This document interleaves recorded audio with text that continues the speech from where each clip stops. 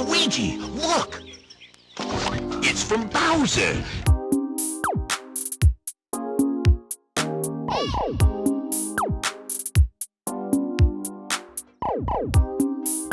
Have taken over the Mushroom Kingdom.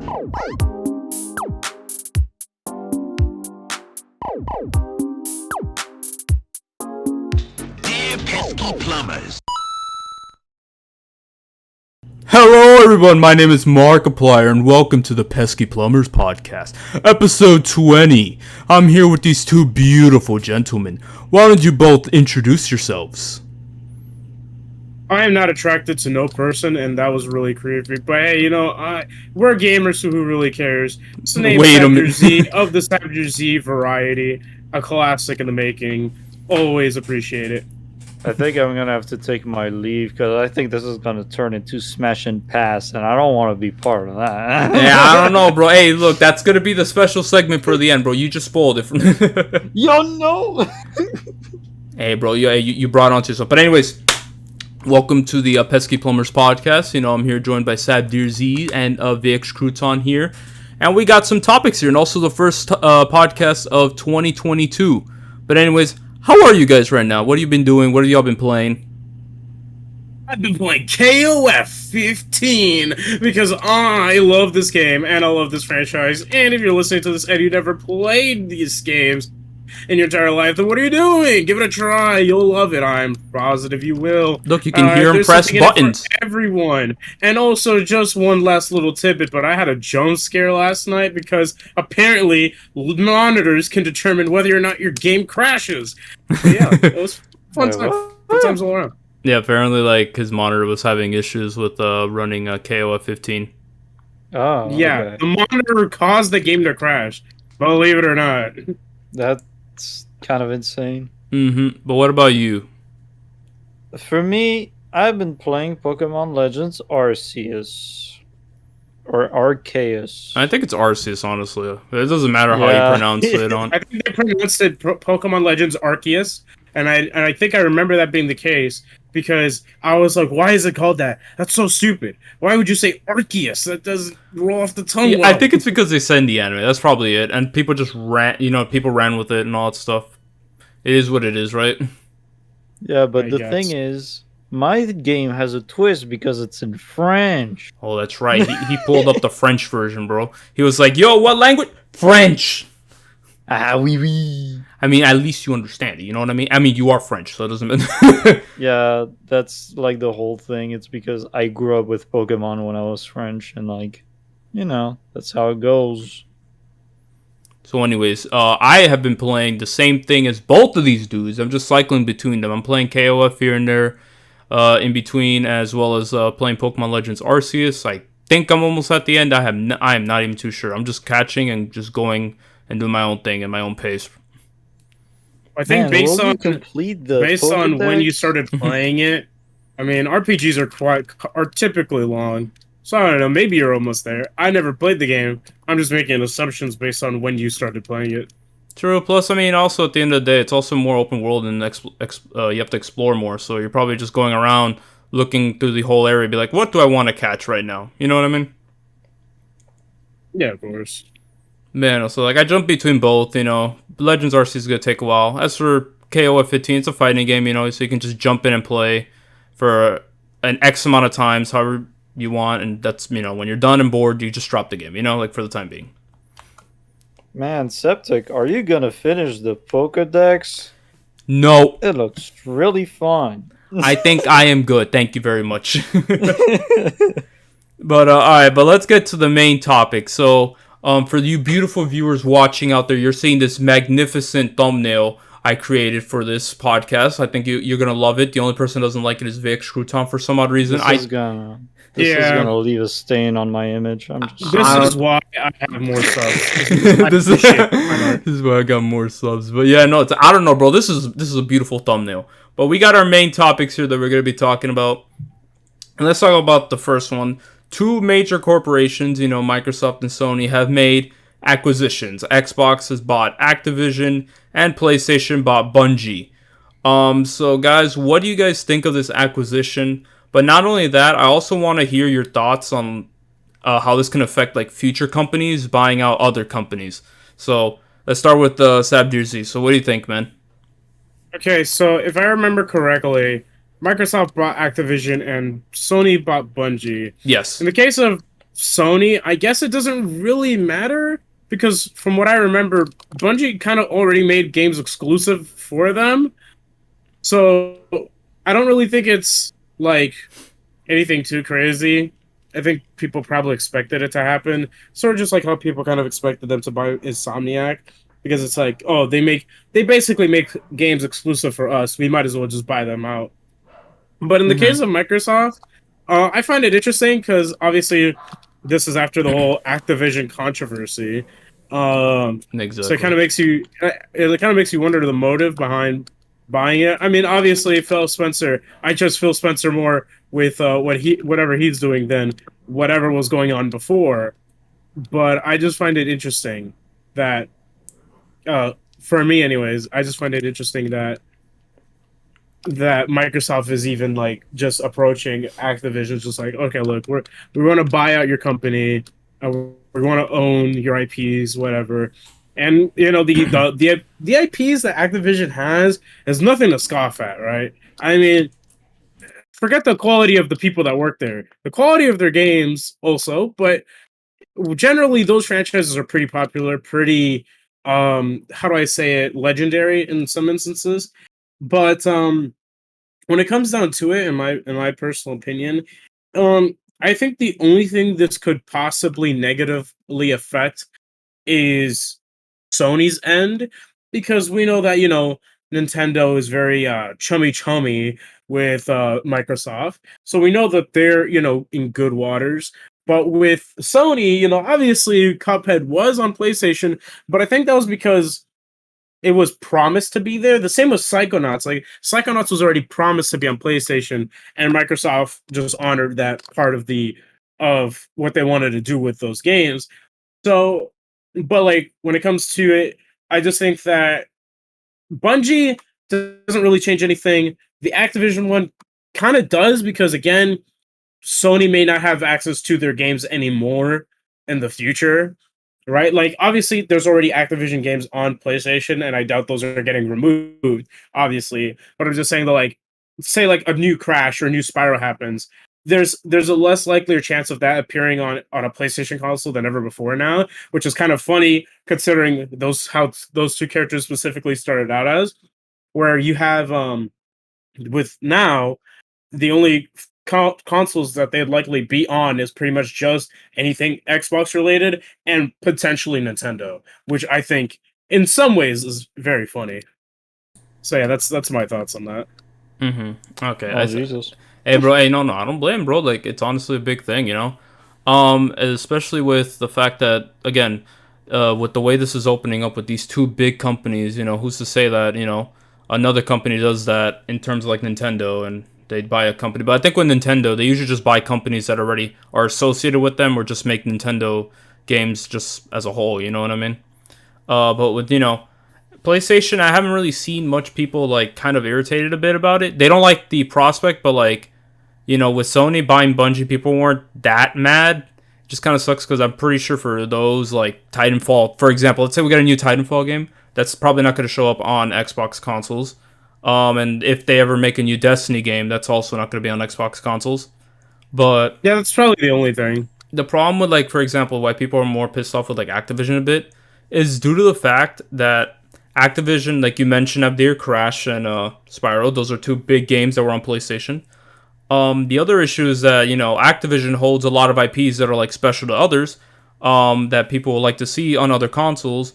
And if they make those new games, they're probably just going to be stuck there, or PC, because let's be real here, Microsoft is very PC friendly with that. So all you got to do is really build a PC, and you'll most likely be able to play the next Xbox Series X game. I mean, for me, I think anything bought by Microsoft, in my opinion, is pretty much just a benefit to both like consumers and developers. Yeah, Because Microsoft got that money, yeah, and plus Microsoft, like Phil Spencer specifically, for just talking about like the Xbox brand and those games, like okay, for instance, wasn't it that when it was one of the the most recent Doom game, Doom Eternal, wasn't it that Microsoft bought? They bought the company. I You forgot mean the company. Bethesda. Bethesda. Didn't they buy Bethesda before they came out on Switch? Like, I'm pretty Yeah. sure. Yeah, they bought Bethesda. Well, I don't know if it came out before Switch when they bought them. I mean, I know they definitely bought Bethesda after. Like, they already had bought Bethesda after we got the Doom guy me in Smash, right? I mean, there you go. Like, even if it wasn't like the game, Microsoft still actively collaborates with Nintendo. So like for that to like still be a thing is pretty good. I don't like I said I don't worry about Microsoft buying something, right? Like a lot of people are saying like, oh, like Sony should buy Konami. I'm just like, no, oh no, I don't Yeah, want that. Like first of all, no, neither do I. yeah, so it's like, and like if any company is gonna buy them, I'd rather it be Nintendo or Microsoft than Sony because with Sony, it's pretty much just that platform. Yeah. Rarely you'll ever see their games on like PC or anything else. So I'd rather it be owned by Microsoft or Nintendo, or the developers be an independent development studio than them being brought out by Sony. My personal opinion, because I just personally don't think there's any benefit to teaming up with Sony other than you are already making games for Sony like PlayStation products, whatever Sony products, and you didn't plan on releasing your games anywhere else, basically. Well, Yeah. But what are your actually, opinions? just the thing is with Konami, the reason why people want them to be bought is mostly because Konami does like the worst fucking shit. Like when it comes to business decisions, they don't even do any games anymore.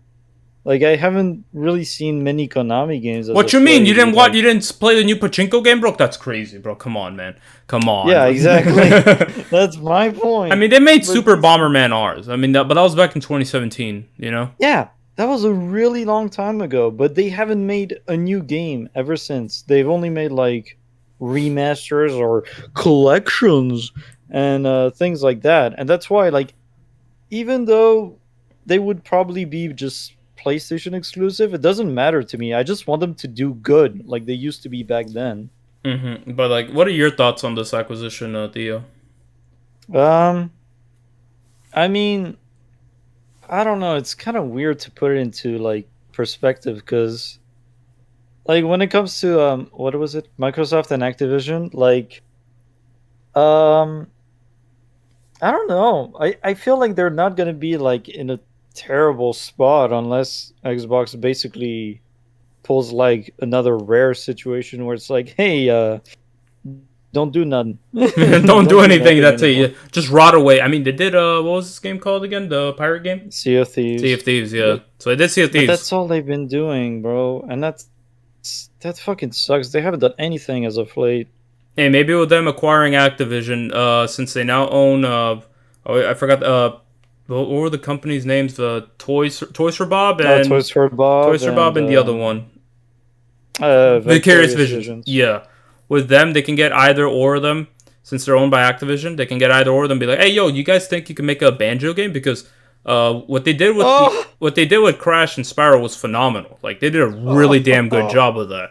So maybe they can get these guys, like at their experience with like remaking these classic games. Like, hey, yo, how about you remake Banjo 1 and maybe hey, we'll let you do Banjo 2 as well and Banjo 3. You know what I mean? My God. But anything is possible. But the biggest thing I think that people have talked about is the whole thing about video games. This video game monopoly. Like where one company starts buying all these games and it just becomes this huge monopoly. So like, what do you think of that aspect? Where like the possibility of Microsoft just becoming this huge monopoly, I guess. I don't know, man. I'm not too much into like I don't really know much Business about that stuff, kind of right? deal. Yeah, business. Yeah, business things is not my forte. It's the TLDR. Too much of one thing is also not a good thing for competition and like just in general, like how they basically own everything essentially. Think of it like how Disney. Thanos. I hate you, but think of it like how Disney is right now. Disney's 500% a monopoly. Like they let it go. Like you know how much they own, bro. It's like something you buy, it's probably owned by Disney at the end of the day. Yeah, Marvel versus Capcom. Not anymore. Exactly. You know, well, the Marvel side at least. It's only a matter of time until they buy Capcom too. But anyway, what about you, Abdir? I mean, like I said, I mean, I think with Microsoft, like I said, it's just fine, not a problem. But in the case of Sony, I mean, again, I know Bungie did have games that weren't exclusive to PlayStation, but at the same time, I mean, you know, that's generally the console from what at least from what I understood, has been the most supported by, like, or who supports them the most. Yeah. But yeah. But I do think it was crazy because no, wait, actually, go ahead, Theo.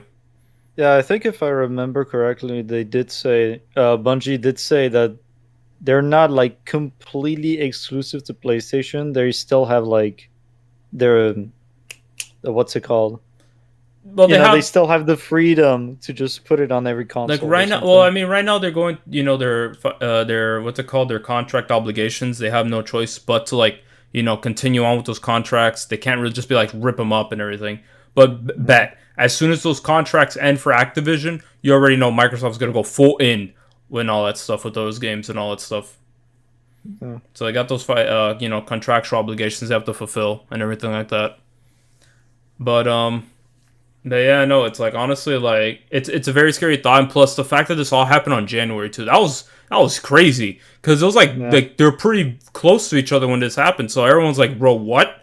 Like, what is going on here? Not only that, if I recall, I forgot how much Sony bought Bungie for, but wasn't that Microsoft paid like what 70 billion or something for Activision? I think it was in the billions. Yeah, I was like, I'm like what's it called? The 10 billions. I know that much. I'm like, what in the world? Give me that money. What are you talking? Actually, no, you know, it's kind of funny you bring that up that it all happened in January because, like, you know, January like was really the big time for really all the video game companies. You know, PlayStation, Xbox, you know, buying out companies and Nintendo killing an entire channel of music because they don't post their own music in, you know, say iTunes, Spotify, or anything like that. It's kind of crazy. Hold up, yo, you right. Hold up. As well as Alpha Dream. Wow. That's when Gilbert Thunder died. Mm-hmm. Silvergun. Bruh. No, Silver Gunner is the funny one. Yeah, it's kind of interesting because when you think about it, January is not really a month where like crazy news like pops off and everything like that. Usually like it takes a while. Like January is usually more like a calm month. I mean, anyways, like when you think about it, the beginning of any year, right? Like the first few months is usually like kind of slow. You mean like with at least the first month, at least definitely. Like I honestly did not expect all this like video game company acquisitions like pop off immediately. If anything, I would have thought it would have been like around the middle of this year. Yeah. But well, it is what it is. But yeah, no, that's pretty much what we think on Xbox and PlayStation buying these two companies. You know, we'll see what happens from here on out for the future of the series. We're definitely more looking towards Activision because, you know, there's definitely IPs that all three of us care about there, at least I'm aware of. But I mean, I don't know about Abdir Fino, but yeah, Call of Duty. Yeah, bro, Abdir's gonna cry, bro. It's like, where's my Call of Duty?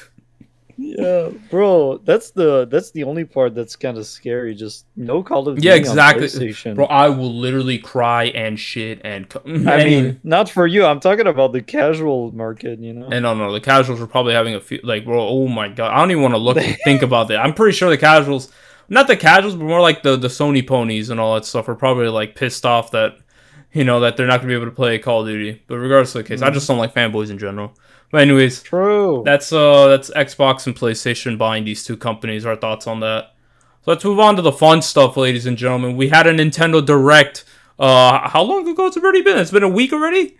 Like it's probably it's been a week. Yeah, it's been a whole week since we had this recording. It's been a week. Yeah, at the time of this recording. A day, baby. Mm-hmm. Like we've had a whole Direct a week ago, and before we start talking about what's in it, me personally, I thought it was a banger, bro. I loved everything in there except for like two things. That was a banger. 100%. But what about you, Abdir? Did you think it was a banger, or were you just like, it's okay? Well, obviously, like between like us three, a lot of the franchises that you guys like were featured in there. Whereas for me, the only thing, like, there were things that I liked and I was excited for, sure, but I can't say, like, for me personally, this was like the end all be all, like one of the best Star eggs. I would say objectively, it's a strong start, right? Because they announced 2 games, right? Both coming out this year. They announced like DLC for Mario Kart 8. They announced a bunch of popular games. Like, they announced games that like people would have wanted to see on Switch. Whether they're like old games or ports. Like say like Force Unleashed. Force Unleashed for me was like kind of my most hyped announcement, but that's because that's a game that I love. Even though it's just a port, it's still something that like I care about. Whereas like other things, it's just like if we're just talking personal bias, I didn't really care. There was not a fighting game. There was not a Golden Sun. There was not like no Breath of the Wild. Like I wasn't expecting Breath of the Wild, but I was hoping like they'd be like, oh, like stay tuned for like a Breath of the Wild direct, or something like that. Definitely. I can definitely see that. I mean, well, because like I believe the patents, whatever, things about the game were kind of like revealed already. Yeah. So I was just thinking like maybe they have those ready to show, because it is supposed to be released this year, and if it's supposed to be released sometime this year, you would think that they'd have at least a version ready to show game mechanics. But I guess maybe it's just too early for them. Maybe it's I think it might release by the end of this year, but that's just speculation. I think like honestly, like if we do see Breath of the Wild again, Breath of the Wild 2 again this year, it's most likely going to be around E3 time. I say E3 time because who knows if there's even an E3 this year, because I think E3 got canceled this year, like supposedly, like digital, like it got canceled physically, which is confirmed, but there's a rumor that like it got canceled digitally as well, so we'll just have to wait and see about that. But around definitely June time, we'll probably see like that's where like Nintendo will probably drop like their major announcements and all that stuff, because I always see like the first direct of the year kind of like small announcements, like not small announcements, there'll be big announcements, but like I always see as more like stuff that's like either coming out very soon or like a couple like major announcements that not many people, that there'll be people who get excited for, but not like like casuals will go like, holy crap, Super Mario Odyssey 2, for example. I'm just throwing that out there. But they'll do like some like announcements, or they kind of like like get you hyped for like this year and all that stuff. So me personally, I thought it was a pretty well structured direct, and honestly, I thought it was a banger. But like you mentioned up there, you thought it was okay. But like for example, I have someone I know who he wasn't really that interested in a lot of the games that were there. Like besides Kirby, for example, like he thought Kirby was great. So his thoughts were on the director like it was Resident Sleeper moment, Bruh. Mm-hmm. But it is what it Kirby, is. I guess Kirby was like one of the ones I liked, but that was about it. Mm-hmm. And speaking of Kirby, I think it's time we delve into the direct, right? Should we go in order, or should we save like the newer announcement stuff for last? I guess we could go in order. You want to go in order? All right, so the direct started off with Fire Emblem. Every Smash fan was crying. They were coping. They were No Smash? Yeah. All right, that was my name for a little bit. It's just like, hey, that's it. No Smash. No Smash. Anyways, but so we started off with Fire Emblem. Like as soon as I saw it, I knew it was Three Houses related, just because of the freaking the general. What were they calling it? I think they're just called knights in this game, like the knights armor and all that stuff. I was just like, it's Three Houses related. I just knew it was Three Houses related. Yeah, the moment that happened, I was like, yeah, this is Three Houses. Which, I mean, I don't mind Three Houses. It is, their new, I guess you could call it Golden Boy. Mm-hmm. But game. Before we continue, I want to say that we're not gonna like delve into like rumor talk, right? Like, oh, what can we see? Like predictions and all stuff. We're just gonna talk about like the general stuff, like what we saw, and that's about it. We're not gonna like really delve into that. It started off with Fire Emblem Warriors, which was interesting. For many people, not that many people expected to see another Fire Emblem Warriors game, especially after the first one. And if they did, they would have expected it to be another crossover, but just like with more characters. That's what I was expecting. That's why I was like, "Where's my boy Ike? Where's my boy?" And then it's like, it's just Three Houses. But it seems like they're basically taking the Age of Calamity approach here, where Hyrule Warriors Age of Calamity just focused on Breath of the Wild. They're pretty much doing the same exact thing here, but with Three Houses. But I think they have more to work with, given how this is the same engine that was used to power Three Houses. So they have a lot more characters to work with. They have the models, and I'm pretty sure this is Yeah, I'm pretty sure this is also the same thing that happened with Age of Calamity, kind of, because if I recall, like when they were working on that game, I think they said Nintendo gave them some models and assets to use from Breath of the Wild for the game, if I recall. I think it's the actual. I mean, I wouldn't say the exact same engine. Oh, definitely not the same engine. But I know that they gave a lot of things to get the same look and shit. yeah, and I'm pretty sure Nintendo also kind of had a hand as well, like with kind of developing the game as well. Like think of it like I think Persona 5 Strikers, for example, is the same thing where Atlas gave them assets to use, but I don't think Atlas had a major hand in it except for like certain aspects, like for example the story, right? Mhm. But I think Nintendo had like a more hand, like a bit like a more hand in hand stuff with Age of Calamity and all that stuff. Bro, imagine if it was a Koei Tecmo story for Persona 5 Strikers. Yo, bro, let's go. go. But Age of Calamity story and Persona 5 Striker stories were really enjoyable. I really enjoyed that. So I feel like the story is definitely gonna be better than Fire Emblem Warriors 1 because I'm be real with you. Fire Emblem Warriors 1 story was, whoo, hey vey. We're not gonna talk about that story. What were you expecting? It's a Warriors game crossover. Yeah, no, it's like, oh, I mean, Hyrule Warriors 1 had a pretty good story in my opinion. I enjoyed it. Okay, but look, give me one crossover game where the story was actually very good. Not easily Project Cross Zone, am I right? Bruh. I'm kidding. Project Cross Zone is I'm terrible. sorry. Kingdom Hearts. Sorry, my bad. Bro, true. Wait a minute. Anyways, but what's it called? Anything is possible. We'll see what happens with this game story. I hope it's good. That's all I really care about. We only saw 3 characters playable so far: Edelgard, Dimitri, and Claude. Buyouts has only shown up in a cutscene, which I'm pretty sure she'll be playable, and I'm saying she this time because the main one is going to be the female Byleth. Most likely we'll unlock the male one through Which playing the game. Think is stupid. Mm-hmm. I think they should just have both. Yeah, and especially since like Byleth is most likely going to be a silent protagonist again, anyways. At least from what we've seen, right? So why does it matter? Yeah. So it's like might as well just have both. But we'll see about that, anyways. We have 2 new characters that were shown off. Some weird dude with purple hair that I've seen some Makoto people. Yuki. What in the world? Anyways, well, I've seen some people even say that's possibly male Byleth, that he's on the cover, which would be crazy. Huh? Yeah, I know. Yeah, no. I've seen that. That's theory talk. We're not gonna go into that one. And then we have this new god or whoever they are. We don't know who they are exactly. We just know that they're the opposite to Sothis, and most likely those will still in the darks god, whatever. Maybe we'll get some more of them because Jesus Christ, those guys had barely any development in the game. We did see Hubert in the trailer, which he looks great. And we got a little bit of Hilda, so most likely both of those will be playable. So if the retainers are here, there's no doubt about that we're gonna see the dude pull up, and he's gonna bro. He's gonna dance his way to victory. Exactly. I hope he doesn't use an axe. I just wanted to punch, but that's just me. That'll be hilarious. True. So yeah, most likely the dude will be here. We saw Judith as an enemy, which she should have been playable in Golden Deer. Just saying. Anyways. And I forgot Caspar's uncle's name.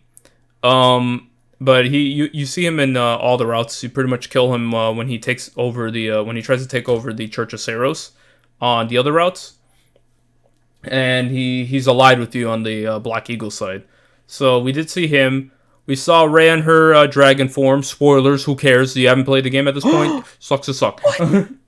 But there's a lot of stuff that we saw there, but once again, there's not much that we know about the story, so we can't really say much, But me personally, I'm excited. I enjoy Warriors games, but I understand why some people weren't impressed, because there are people who didn't like Warriors games. I mentioned this in the Fire Emblem video that will hopefully be released before this podcast, but a YouTuber by the name of Phoenix Master, for example, he didn't beat Fire Emblem Warriors 1. Not because he didn't like the fact that it was only three characters in the crossover, but because Warriors games didn't interest him that much. He kind of just got bored. Repetitive. Yeah, it can get very repetitive and very boring.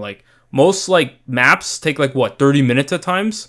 Especially sometimes the later maps definitely do. Yeah, especially when you're trying to do everything. It can definitely be very boring for some, and some people just be like, yeah, I can't just continue playing this and put it down for the time being.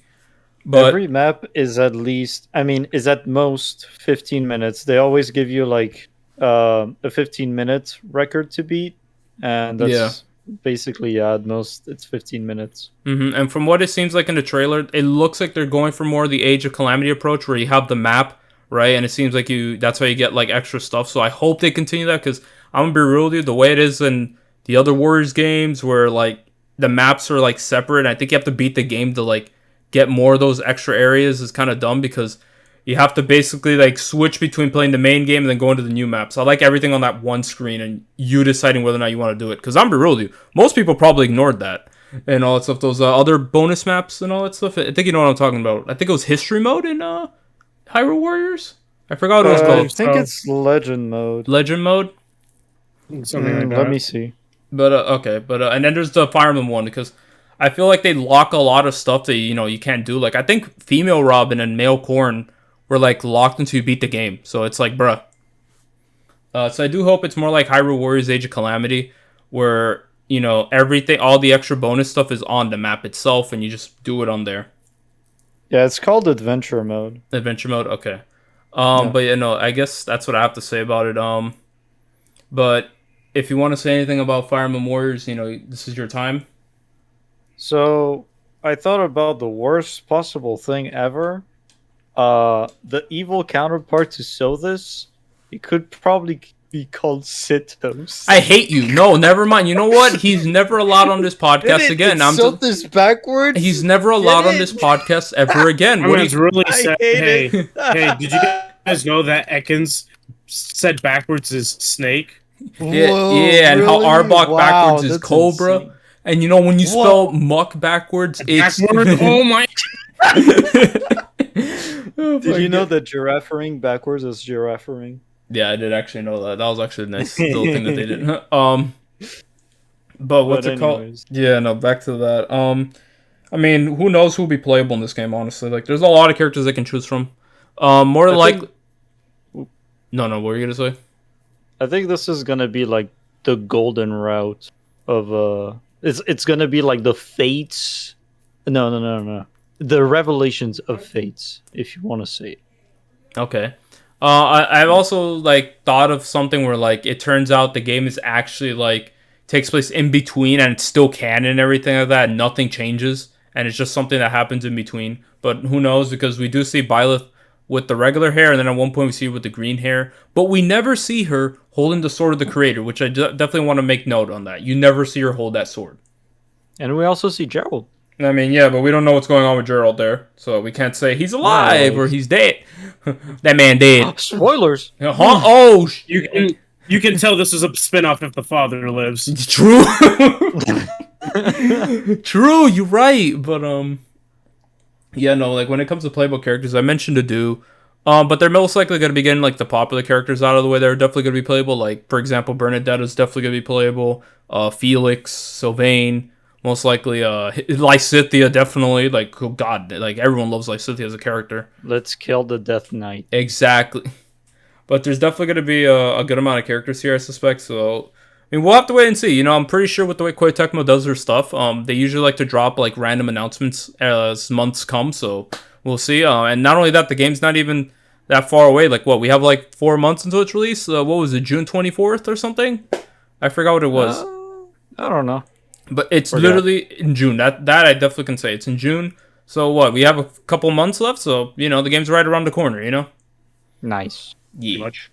Yeah, so I'm going to save the last announcement for last, because that's big boy time. But let's talk about other stuff. I'm going to let Theo take the floor on this one. Talk about Mario Strikers.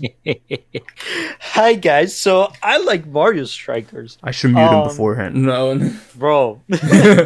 Bro, I'm just saying, it's been 15 years since we got a Mario Strikers, and finally we get a new one. It's called Mario Strikers Battle League, I think it's called. He doesn't even know the name. What a fan. No, it's shut up. And the thing is, for me personally, sometimes I don't know how else to say it. But he doesn't know what he's saying. It's over. All right. Anyways, Abdu, you. No. Shut up. I just can't believe But that yeah. my man's is like has it as a profile picture and yet is struggling to speak. Yes, I am struggling. No, to but go speak. for it. No, go ahead. I'm About it. nervous. I don't know why. I mean, just talk about the game, you know? Oh yeah. So basically, I feel like as though the game isn't polished enough, and like that's kind of my only big worry. But a lot can happen in like 4 months, I think. And Mhm. so the only thing that worries me less would be the $60 price tag because $60 game, it better be good. But and also the roster. The roster is like 10 characters, and even like Septic is just like, oh my god, it's not good enough. True! And that's true, but if I were to add more characters, I made a little list here just for another video, but I don't think I'm gonna make that video anymore. Anyways, wait, did I put Daisy? Wait, they didn't put Daisy in this game? Yeah, What? yeah, Daisy's actually not in the roster from what I remember. It was Mario, Bruh. Luigi, Peach, Toad, Bowser, Donkey Kong, Wario, Waluigi, Rosalina, and Yoshi. Did I miss anyone? Wow. I think I missed DK. Did I say DK? Yeah, DK, and that's it. Yeah, there's a, Wow. like, I forgot. Like, there's a, yeah, like right now they're missing characters that people want to see, like Daisy, for example. Like Daisy was not shown off at all. Also, Yeah. breaking news: Xenoblade 3's Australia rating has very mild sex. I'm just saying, Yo, sex. very mild impact sex. Meanwhile, Xenoblade 2 had none of that. So get ready for that crazy stuff. But anyways, continue what we were saying. How no Daisy. Okay, so there is no Daisy. There is no Bowser Jr., Diddy Kong. But if I were to, I would like to add them, please. I think it'd be cool to have Kamek and Pom Pom. You know what Pom Pom is? Pom Pom is Anyways. the version of Boom Boom, right? The other version of Boom Yes, sir. And I think a funny addition would be Wiggler. Wiggler would be kind of funny. But anyways, for the rest, yeah, I want Nintendo to support this game like it's some kind of esports because, bro, this shit, like, Mario Strikers has a huge following. Even though it seems like it doesn't, it kind of does, though. So, I want some Mario Strikers esports. I'm just saying. That'd be hilarious. And And if Nintendo actually supports this, I'm gonna be left and all that stuff. Bro, But that would be amazing. then I mentioned no Daisy and all that stuff. No Bowser Jr., for example. There's definitely a lot of characters missing. The worst case scenario is that they actually hold off and they start releasing these characters like via updates. And the thing is that that's kind of scares me because we did see, like for example, Mario Tennis got a really good amount of characters past launch. Yeah. Like Mario Tennis Aces got so many characters added in that made the game like feel complete in my opinion. Because I think the base roster for Aces was actually pretty decent. There were a lot of missing characters as well, if I recall.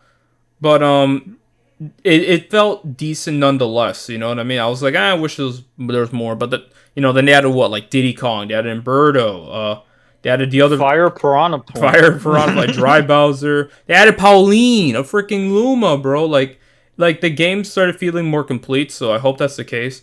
Compared to what Mario Golf, which what was the last time we had a character edition into that? I think that was, think it was Fire not so long Piranha ago, like January. If you're, you meant like when the last time they were revealed, or like when they had that character. Yeah, it's Yeah. it's been a while since we had a character reveal for what's it called for what was it called, Super Rush?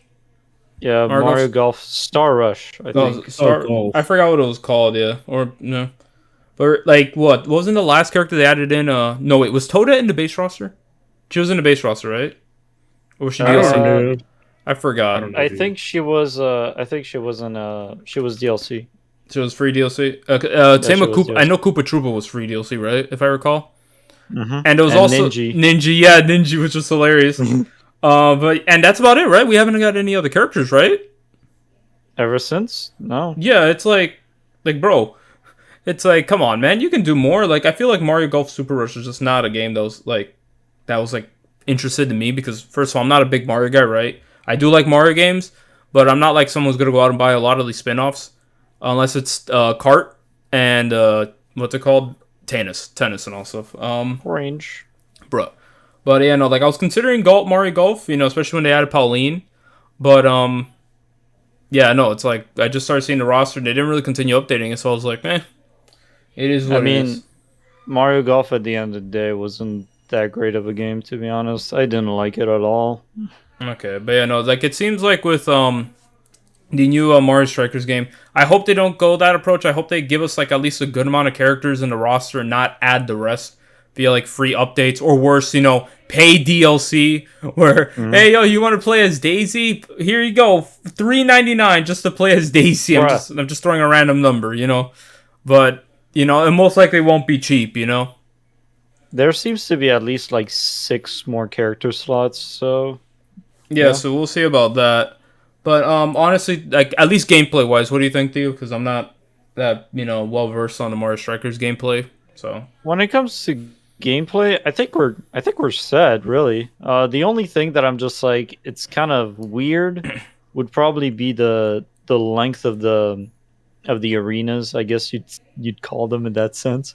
Well, you mean like the stadiums or whatever? Yeah, the stadium, but in that case it would be an arena because you fuck the shit out of people. Yo, Anyways. What? But yeah, I mean, it's just that it looks too small in sometimes. So I don't know. That's really about it. Okay. But do you have anything else you want to mention about Mario Strikers, or are you good? Let's just get some DLC. That's about it. True. But yeah, no. So okay, so we got Mario Strikers. We did mention it early, but Mario Kart 8 is getting DLC. Oh, Mario Kart 9, what's that? That was so funny, bro. It's like when you think about it, right? Mario Kart, everyone wants Mario Kart 9, right? I've always said it like this, as much as I would also like to see Mario Kart 9, I personally never really saw it happen, especially with how successful Mario Kart 8 is on the Nintendo Switch system. So it's like, it would be kind of dumb for Nintendo to just release Mario Kart 9 when more people still buy Mario Kart 8 and they can just release more DLC for it. And that's exactly what they're doing, what I thought of. Which also, funnily enough, I also kind of thought the same thing with Fire Emblem Warriors, where I'm like, what if Fire Emblem Warriors 2 was a 3 Houses spin-off or something like that, like Age of Calamity, and now we got Fire Emblem Warriors 3 Hopes. So I'm wishing stuff that people will not want, basically. I'm sorry, ladies and gentlemen. But yeah, no, Mark. I'm just saying, where is my Starfy Warriors game? Starfy Warriors. Well, you know what, just for you, I'm going to start, like, thinking about a new Golden Sun game. So I got you, bro.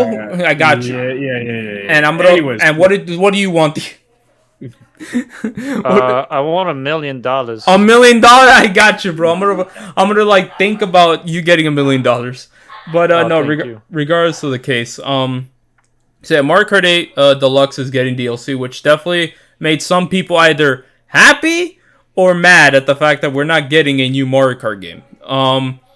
Essentially, I don't mind that we're getting new tracks, especially when it's 48. And like when you think about it, I think when you do the math, it's $24.99 for all 48 tracks.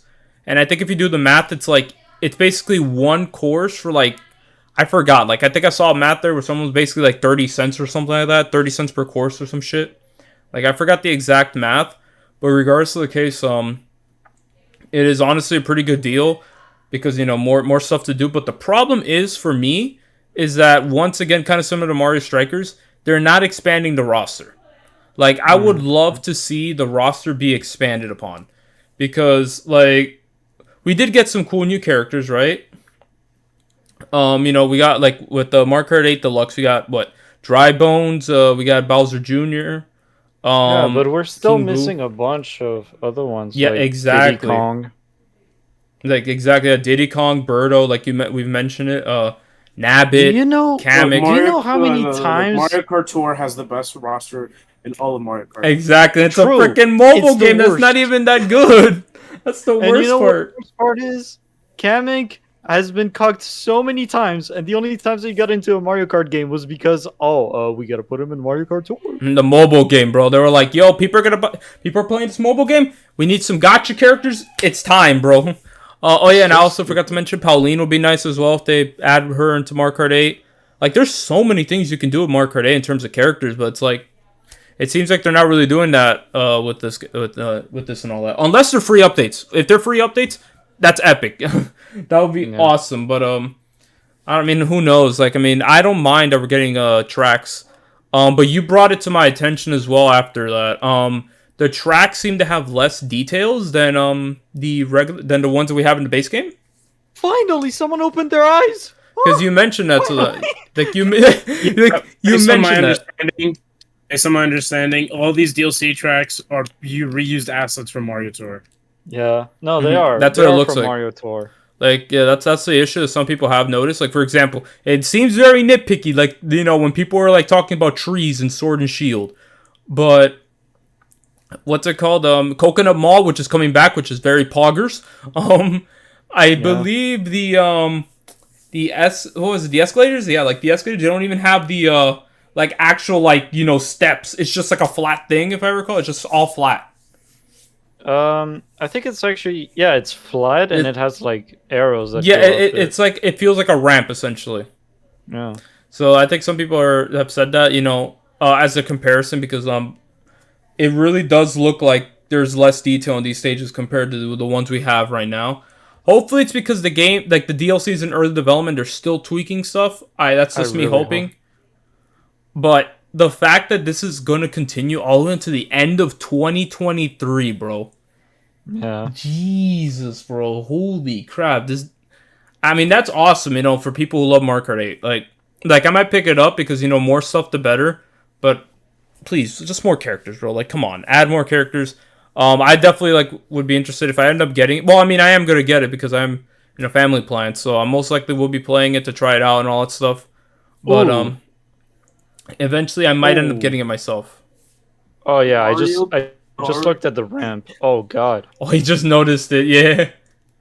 Yeah, the ramp, it just feels like it just feels like a flat texture with like a GIF on it. Like, oh god.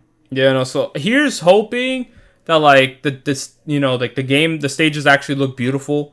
And hopefully, you know, we do get more characters in Mario Kart 8 Deluxe. But, you know, once again, is that all we want to add to Mario Kart 8 Deluxe? I'm just really hoping that they polish this because, like, I'm a spoiled child, bro. I'm just like, everything that we got, spoiled child. Shut up. Like after everything that we got in Mario Kart 8 Deluxe, like those tracks looked so fucking jaw-dropping. It's like one of the best looking games on the Switch. And now, like if you look at the entrance of Coconut Mall, I was gonna say Choco Mall. If you look at the entrance of Coconut Mall, there's like 3 people in front of the Coconut Mall just looking at you. Like, bro, this. There's no attention to detail. Yeah, so we'll see. I guess we'll find out as time goes on and all that stuff. But yeah, no, so that's pretty much it, I guess, for Mario Kart 8 Deluxe. Once again, we're saving that one game for the end, so you already know what it is. But if there's anything else that caught your eye in the direct, you know, just bring it up, you know. Hey, so we got this Mario Kart DLC, and you could purchase it separately, but did you know that if you upgrade your online plan, you could get it for free as long as you still have the subscription? Yeah, so yeah, I figured the moment I saw that they were gonna plug that in. Because the other games that were shown there that I guess were interesting. I mean, look, I get it. I think, like, when it comes to at least Nintendo or gaming in general, a lot of games nowadays are pretty much just either RPGs or shooters. And I'm just tired of it. Because this Direct has so many RPGs. Like, okay, you had Triangle Strategy. You had Live a Life or Life a Life? Live a Life, which looks absolutely gorgeous. Live Alive, yeah. Kill a Kill, anyone? Anyway, so... Yo, what? Right? No, but and then obviously you had the last game, and even though Three Hopes is a Warriors game, if it's anything based off of the first Fire Emblem Warriors, then it's likely to have like RPG elements. There's just like I'm just so tired of RPGs, dude. Like there were so many RPGs these past few directs. And don't get me wrong, RPGs aren't bad, but it's like. It's just like shooters. I'm getting tired of seeing it because I see it everywhere. It's weird. There's never been what it sounds like? For Sounds me, like a personal problem. okay, Frenchman. But anyways, Like you play every single RPG release. true. Yeah. But for me personally, it's like I love RPGs. Like, so I'm personally never gonna get like stale of an RPG. Shooters, I used to enjoy shoot. Well, specifically, I used to like Call of Duty, and like as a kid, I'll kind of want to like try to get into like every shooter. But to me, eventually, shooters got stale and they look too generic for me. Like for RPG, for example, like each one's kind of like unique with their own art style. A lot of the shooters just look samey to me in terms of like their art style. Like, so I just see it, I'm like, whatever. I'm like, I don't care. Um, but yeah, no, like as someone who likes RPGs, of course, I was really happy. Specifically, of course, with the Chrono Cross remaster because I've always wanted to play that one. I've always wanted to play the Chrono series in general, like Chrono Trigger and Chrono Cross. So I think it's pretty cool that we're seeing that one. And of course, you mentioned Live Alive, which was a game that never came out to America. It was only in Japan, and from what people have said who have played it via emulation or just people in Japan, they said that this RPG is like absolutely amazing. Like story wise, it's great, and it also also the music is phenomenal. From what I heard, it's Yoko Shimomura, so that's already A plus already right there.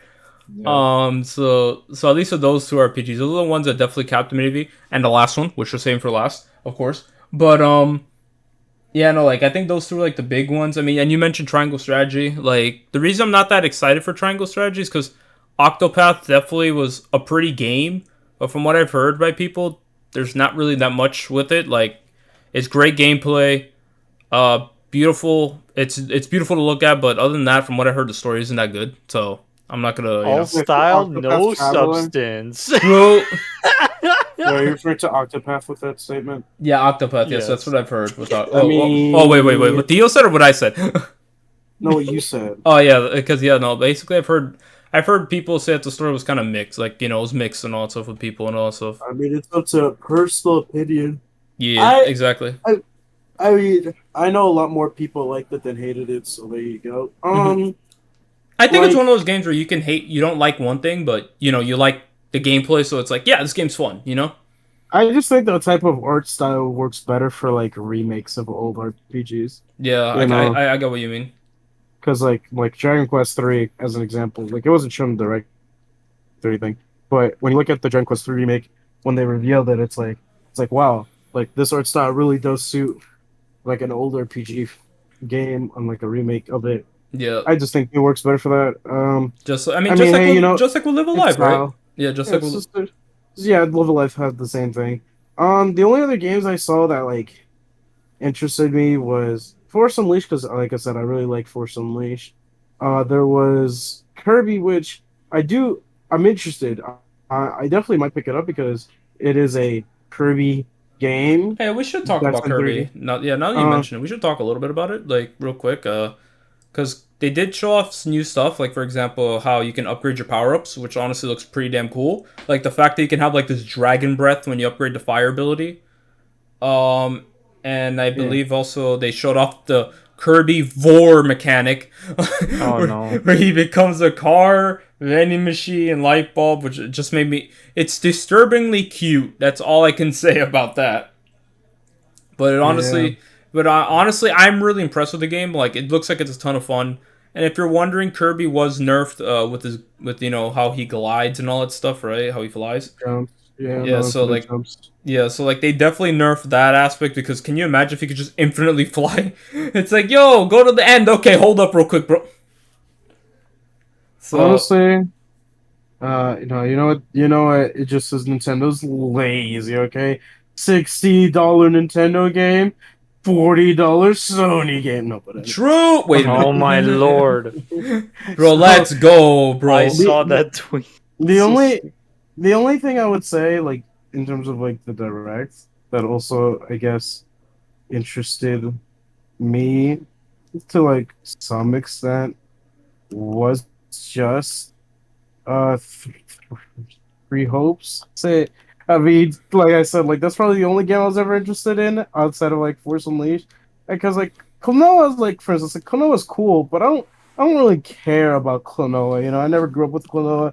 For me, Klonoa was always just that Sonic character with a Pac-Man hat. Like, bro, I'm be real. Like, I didn't know who Klonoa was. Like, the only reason I knew who Klonoa was like a couple years ago when I was kind of like learning into Project Cross Zone, right? I was learning about it, and I found out what Namco Cross Capcom was, right? And I saw Klonoa was playable there, and I was like, wait, what? What is this Sonic character? I'm like, oh, that's right. This is Namco Cross Capcom and all that stuff. So that's how I saw it. But for those that like it, that's cool. I'm glad to see that you guys this series is coming back for y'all. For me personally, right? I'm not too familiar with the character. Maybe I'll give it a try. Who knows? But I'm not too familiar with the character whatsoever. But I am happy for those that really want to see it again. I'm pretty And- excited about it because I've never played it, but I always heard like people saying, "Oh, Klonoa for Smash," and I'm like, finally, I get to see why. And then you play it, you're like, wow, I don't This is understand. a shitty game. No, I mean, I'm not saying it's bad. No, I'm just saying that. I mean, I'm like, kidding. I don't know either. We don't know. Klonoa as a series was basically Mario 2 or Doki Doki Panic. Mario 2 USA specifically, not Lost Levels. So I mean, Okay. if you want like a comparison of gameplay, but that's pretty much it. Mhm. But yeah, I mean, there was nothing much else interesting, except one little thing before we get to the final announcement, which I probably won't say much about. And that was the funny little Nintendo Switch Sports. That Oh, my God. Oh, we that's forgot right. to That's a talk big about one. that. That is a big one, right? That is. Yeah. I completely forgot. That caught me There's off a- guard. there's a big problem with that one. That art style. Oh no, dude. Where are the Mii's, bro? They could have. There's no more Matt. They No, could have. from you what I believe that? understand, from what I understand, Mii's are still in the game. Yeah, but with the used shitty Mii's. art style. But yeah, I mean, yeah. Yeah. Look, I don't get why people are thinking like I saw some people saying, "Oh no, guys, this is better because they look more like characters." I'm just like guys, like Miitopia exists. Like Exactly. Miitopia. I think Miitopia should basically be the standard of how Nintendo handles Mii's from now on, because like they're so much more unique than even like other forms of avatars and like other platforms.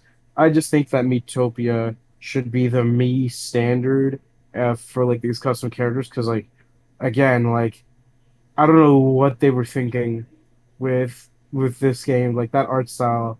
I don't like it, and the Yeah. games they chose. I mean, okay, bowling. They had to sure. put bowling. Yeah, they had I to love put bowling. bowling. I Nice love cock. I mean, what? I want to throw the ball back, and I want everyone behind me to jump in a circle. Oh yeah, just like the like, whoa. Mm. Whoa! All right, I want that. Let me see. They chose the sword one from the second game. Yeah, Yes, fencing. Wii Sports Resort. They chose tennis, which Yeah, makes sense. Yeah, makes sense. boring. Volleyball, which is Yeah, the volleyball one is whatever. boring. All right, look. If I was, I mean, they announced golf will be free DLC, which was cool. I was Yeah. hoping they do like a mini golf, like I know mini golf wasn't in either game, but like Mhm. I just think the concept of having a mini golf, like imagine they introduce mini golf and it's like all Nintendo themed like worlds, you Bro, know? like I'm just saying, Yeah. like for example, I mean this is a bad example, but I'm just gonna say, bro, golf with your friends, bro. Some of those Yeah. stages are like crazy, bro. I love some of those stages, bro.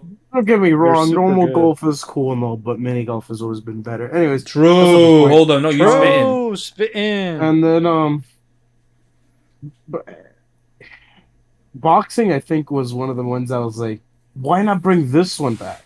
100%. And you mentioned the characters, right? I just want to bring that up because you mentioned the characters and also how they're not Mii's.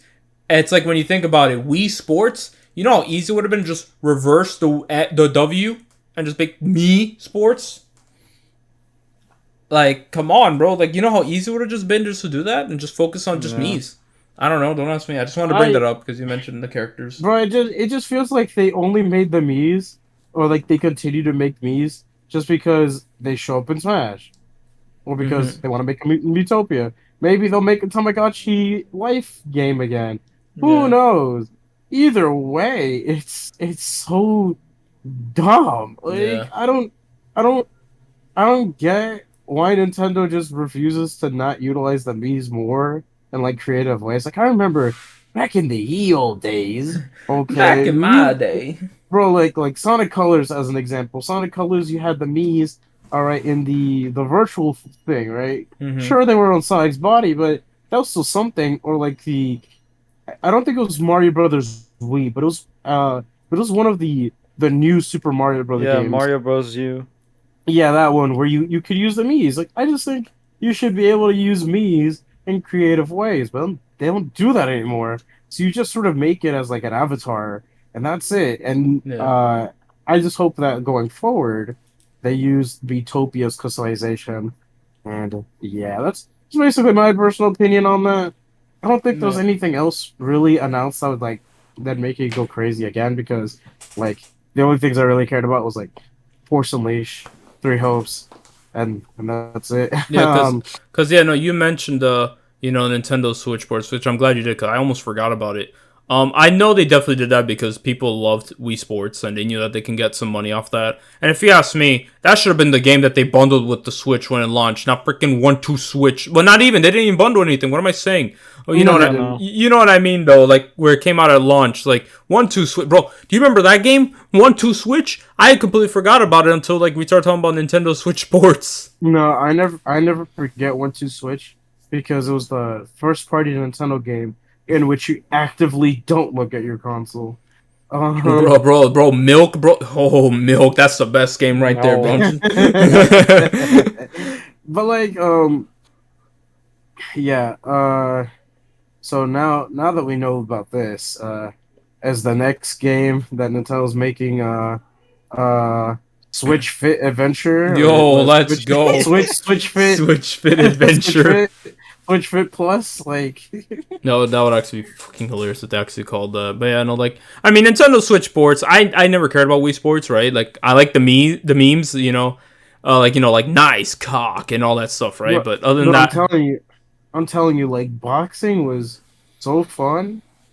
Um, but The whatever. one in the plane was actually really cool. I think it was one of my favorites, really. There's um, just damn, there's just a lot of good ones, I forgot the name of the and game. and they just I feel they chose a poor selection. Yeah, I get Because what you mean. tennis was always boring. Volleyball, why?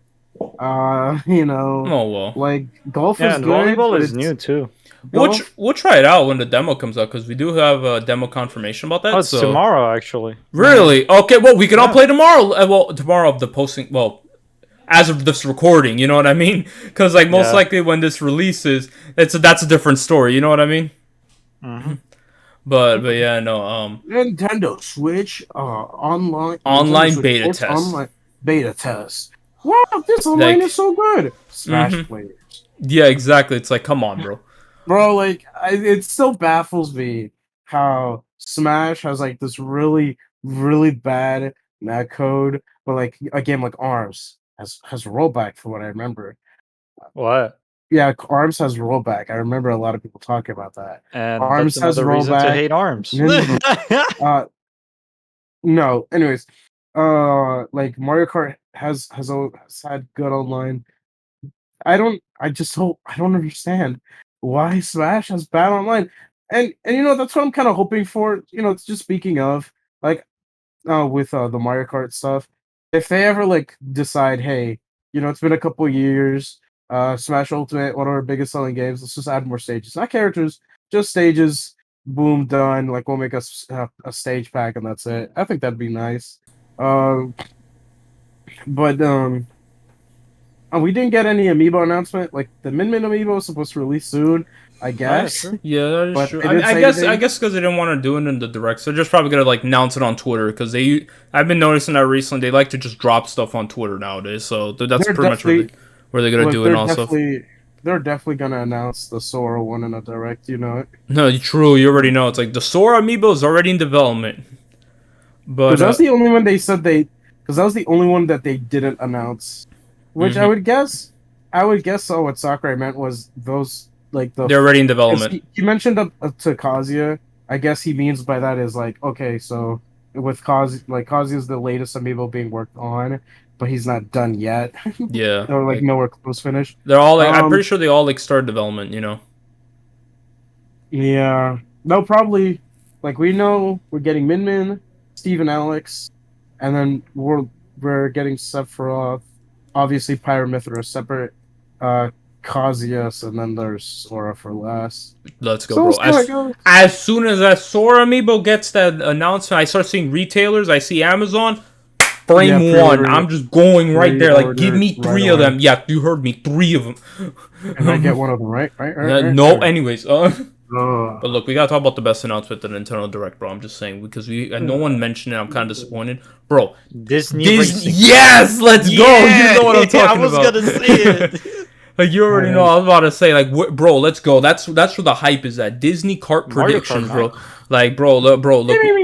Look, I'm just saying, we got Sully in there, right, bro? Where's Mike Wazowski, right? You know, I saw Jack Sparrow there, which is epic. Where's Jack Skellington, right? And of course, you know, where's Sora from the Kingdom of Hearts series? I know, right? Oh my lord. No, I don't. But no, for real, though, we don't care. Like, it looked nice, but then I saw free to play, and I'm like, never mind.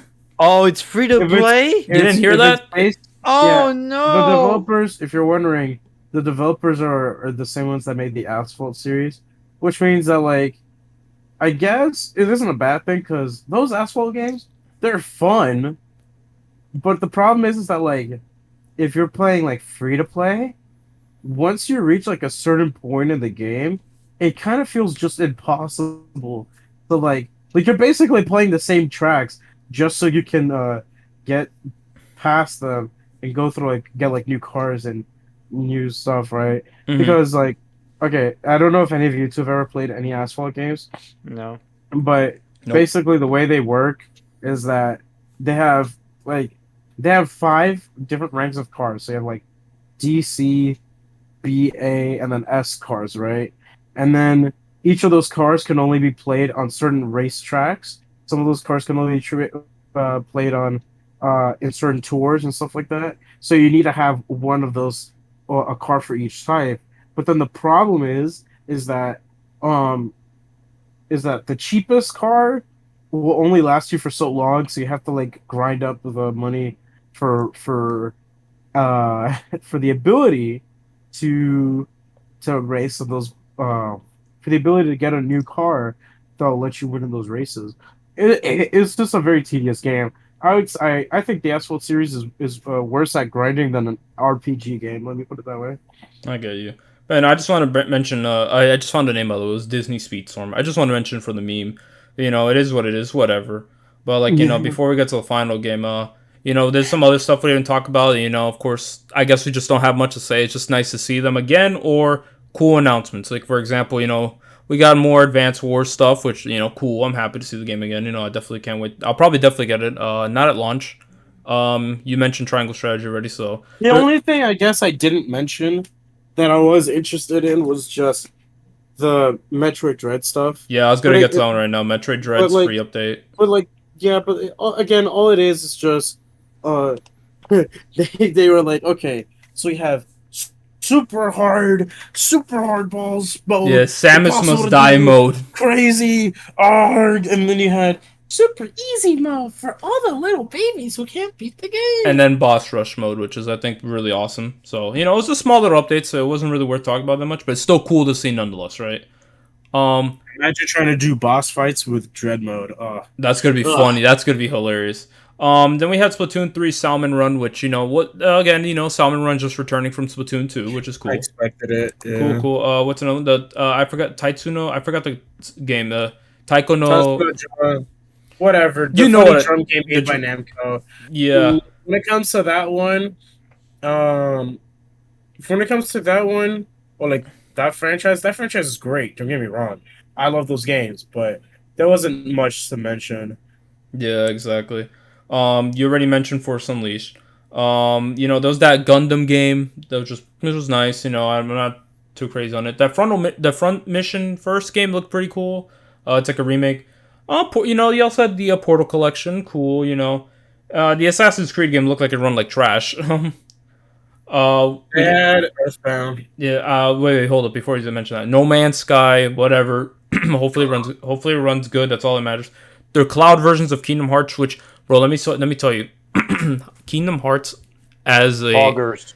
True. Whenever I see Kingdom Hearts, like I immediately just like gasp because that just gets me hype immediately. But like for example, so as soon as I saw Kingdom Hearts on screen, I was about to go yo, but then I remembered I remember cloud version. I'm like, oh, so exact same reaction. yeah, I was like yo, oh, I'm like that's right, the cloud version. So yeah, no, those are whatever. But yeah, no, you mentioned Earthbound. So yeah, there's that other one, the Earthbound games coming to the Nintendo Switch Online. Cool. Once again, I don't like Nintendo Switch Online. I wish that these were also available for purchase outside of the online service and all that stuff. I hate that you have to buy their garbage online. Well, hey, you know what? At least, at the very least, as we're literally speaking, an hour ago, they announced Majora's Mask will be on the thing. Yeah, I think that's cool. Yeah, which was already a while ago that they announced, I believe. Yeah, an hour ago. For me, I just think that, at least in my personal opinion, like, I'm interested in getting it, but I need to see more. I need more. Okay, like, I can't, how do I put this? I can't, I'm not gonna upgrade my online service until I feel like it's justified enough. Because, like, for instance, like, if I get Mario Kart, sure, and I guess if I also get, Animal Crossing, sure, but I don't know. I just think that I need more of a reason to want to get it, and so far I just don't think there's anything yet. Like especially if the service goes down, right? You know, you can't access those games, which is a foreshadowing of what we're gonna speak at the end. But you know that it sucks. Like once it goes down, right? The system goes down. That's it. You lose all those games. You didn't own them, right? You can't download them separately. You can't pay for them separately. You're stuck. You know, once the service goes down, you're done. GG. You can't play those classic games. But yeah, no. So there's that. And of course, I think it's time. Let's talk about that final announcement, the biggest one of that whole direct. Definitely my favorite announcement. Like you already know, I'm in that brain rot mode on Twitter.com and just in general. And that's Xenoblade Chronicles 3. Those leaks back from August were true, bro. So Xenoblade Chronicles 3 was announced at this direct, which we might as well just consider February Xenoblade month, bro. I'm just saying. But, so yeah, Xenoblade Chronicles 3. Like, guys, how are we feeling? I'm going crazy. I just don't care. I went monkey, bro. Like, I hate how my reaction got screwed up, man. Like, when I first saw it, I thought Fire Emblem, right? Like, but then I heard the British, and I'm like, oh, Xenoblade, it's time, baby. Like, it is time, bro. Like, bro, I'm excited. Like, I love Xenoblade. I'm happy to see how well this series is going, and just seeing that Nintendo is currently supporting it just makes me happy, nonetheless. But, yeah, no, Xenoblade 3 has been announced. We're not going to talk about theories, because that's going to take up a ton of the video time. Especially with me and Theo just talking about that. We're not doing that. Yeah. But regardless of the case, just the fact that this is confirmed that this is the Xenoblade 1 and 2 worlds merging is enough to just get me excited for whatever the next trailers are going to be showing off. Yeah, I mean, you can already see it from the box. You see, like, the Urian Titan and the Mechonis sword right next to one another. It's like, yeah, exactly. It's like it shows, as time has gone on, what has happened. You know how, like, at the end of Xenoblade 1, right? The sword is disembodied from the the Mechonis since it's got destroyed, and it's just the sword that's just hanging there because the remnants that fell off. And then you have the Orion Titan, and most likely, since this is way far into the future, right?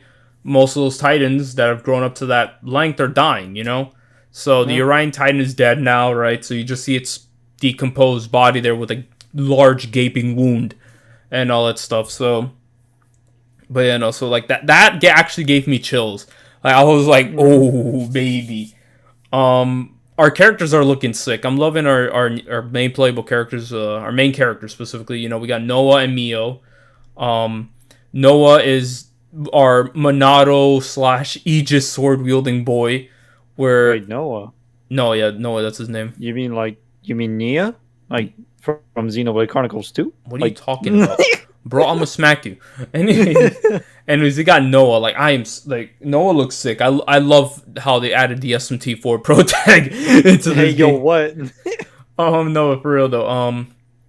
He's our Monado boy or Aegis Sword boy, whatever. Because honestly, it just looks like a combination of the two. Like when he uses it in battle, it glows blue, just like the Monado. But like when he also like seems to use the power from it, like it glows in the middle and it glows similar to Rex's Aegis Sword. So well, Rex slash Pyro, whoever you want to say, it glows like the Aegis Sword anyway. So it seems to be like a combination of the two. Who knows if it was even engineered or that's the new sword they merged together? We don't know. We have Mio, which everyone thought was Nia when they first saw her. Like I kind of thought it was Nia too, especially since she is one Gormati and two she has the Flesh Eater core crystal on her. So But does she talk Welsh? yes, so like a part of me was thinking that like a part of me was like wait Nia, but I'm like, and of course later on in the trailer there's definitely that's definitely not Nia, but Mio's her own character. She fights similarly to Nia, where she has the two weapons. But the thing is, we don't know if she's a healer. She's most likely DPS. But yeah, no, like honestly, I really love these characters' designs and how they're going for a more like modern look to them. Like as you can see, that they kind of have like sneakers on and everything like that, regular jackets. It looks like time has definitely changed compared to like Xenoblade 1 and 2 worlds where they each had like unique outfits. Here it looks more like modern outfits and all. I mean, with of course some little bit of like wacky Xenoblade designs as well. But then we got our four other characters. We got Lands, our Rhine of the game. It's Rhine time, baby. Oh no. Like if I Alley-oop? Alley-oop. Shulk, with you around, I'm three times as hard. Oh my god, but no, Land I like Lands' design.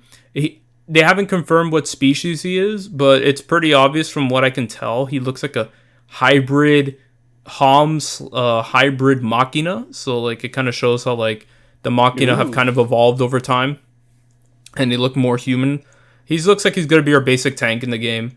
And then we got They became buddies also. Like the Homs and the Machinas, now they're friends. Exactly at the end like of they should be. Exactly at the end of Xenoblade 1 when all the worlds merged and all that stuff.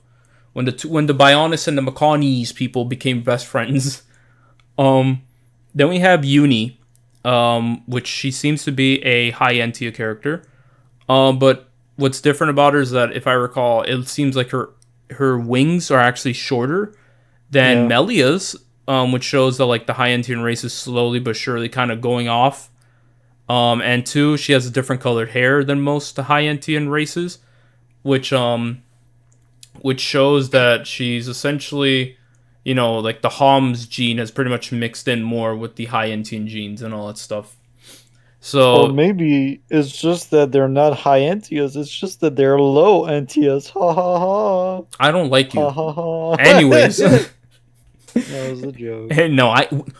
No, it's not a joke. Anyway, but yeah, no, Uni's seems to be a high Entian race and all that stuff, and from what it seems like, Noah, even though they didn't say, he's obviously human, and given how he comes from the same area that Lands and Uni are from, it's more than likely he's Homs, so everyone there is a Xenoblade 1 race. While Mio and her friends, we have Senna, who is this girl that holds like a giant hammer, and obviously you can tell by the middle of her chest she has a core crystal. And I believe she's a blade. She is a blade, and she also kind of looks like Bridget, so who knows? And she has like she has the same, hammer as a regular blade, really. I don't know what's up with that, actually. Like, I saw a lot of just regular Homs, I guess you can say. And like with the Mechons, like the thing that looked like Metal Face at the beginning. Yeah, because they're using Mechon technology now, which is definitely interesting. They're also using core crystals, I guess. I wouldn't say just for Homs. I think if anything, if we're gonna see something core crystal related, it'll probably be on the other side. For those who come from the Xenoblade 2 area, like I get what you mean, like with their weapons. But Senna, Senna's definitely obviously a blade. Like judging from what you see, and I believe in the trailer you hear her speak, and she doesn't use she doesn't have an accent, so. Yeah, definitely blade easily. She's American. What? Wait, but no, definitely she's a blade. Obviously free. And then we have I think what was his name? Tyon, I think it was. But is it the guy with the birds? those mechanical birds, yes. Mechanical. They look like paper birds. I mean, I think that's what they're trying to go for, but it's obviously like more like robotic and everything like that. Who knows what technology it is? But he kind of has them on like a glove, and he kind of like summons them out to attack, like because you kind of see that they're kind of rest on his hand, and when he attacks with them, they go out. So yeah, we have him. We don't know much about who this guy is. Like, we don't know if he's a blade or if he's just a human in general. So we can't say like our predictions on whether he's a flesh eater, a blade eater, just a regular blade, or a human entirely. So yeah, those are our 6 characters. I definitely believe there are more characters that they're kind of hiding from us, and that these 6 are just like the beginning. But that's what I think. Other than that, what else is there? Other characters. We do have this Vandom looking character that some people think it might be that people have predicted that it might be Zeke, which we don't know yet. It sounds completely different than how Zeke sounds. I mean, he could be older, of course. But he's most likely the new Vandom of the game. For those that don't know, Vandom is a recurring character in the Xenoblade series. There's one in 1, there's one in X, and there's one in 2. So Vandom is just a recurring thing in every single Xenoblade game. We just happen to have one playable in 2. And yeah, he does look like the one from 2 when you think about it, right? Mm-hmm. But who knows? I doubt that's the same one, especially what happened there. Well, yeah. But essentially, he also has an eye patch, which was definitely what made people believe it might be Zeke. So I can kind of see that if it is an older Zeke, but I don't think it is. As for other characters, we definitely got 2 mysterious characters. I wonder who they are, bro. Do you know who they are? I wonder.